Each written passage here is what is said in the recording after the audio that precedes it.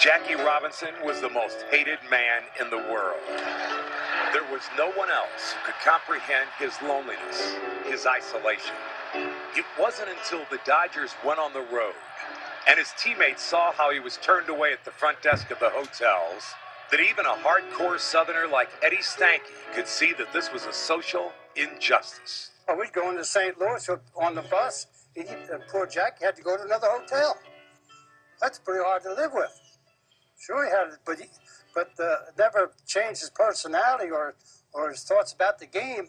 When that game started, that first pitch, he was all ball player and all man. Hey Derek, so what did you want to talk to me about today?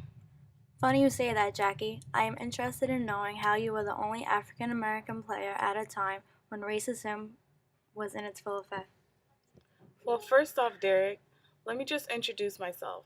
As you know, my name is Jackie Robinson. I was born on January 31st, 1919, in Georgia. How about yourself?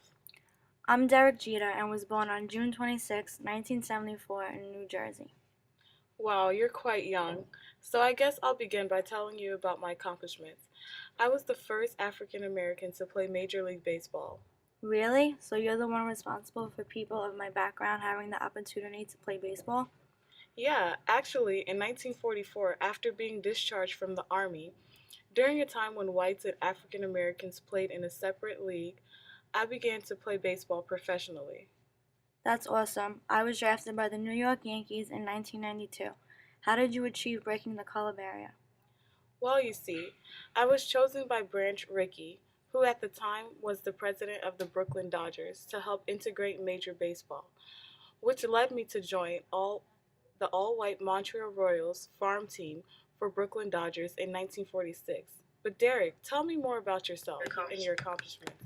My accomplishments do not compare to yours, but since you asked, in 1996 I played my first full season with the Yankees, and it was my performance that helped us win the World Series against the Braves.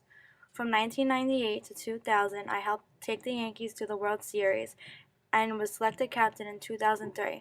Enough about me. Let's hear more about you. Well, on April 15, 1947, I played my first game in Ebbets Field for the Brooklyn Dodgers. In 1952, I stood up for my rights against the Yankees, who at the time did not break away from the color barrier 5 years after I began playing. But then in 1955, I helped the Dodgers win the World Series.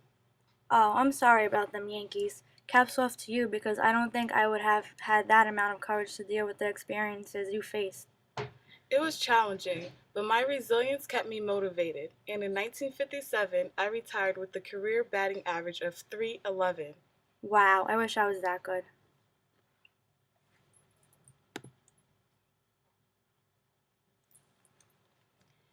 Later on, I became the executive for Chock full of Nuts, then established the Freedom National Bank. Chock full of nuts, they still sell those today? Oh yeah, I almost forgot. In 1962, I was the first African American to be inducted in the Baseball Hall of Fame, and from then on served on the NAACP until 1967. You were a busy guy on and off the field. I am so happy that I was able to have this opportunity to get to know you in both ways. You were such an inspiration and the reason I play baseball today.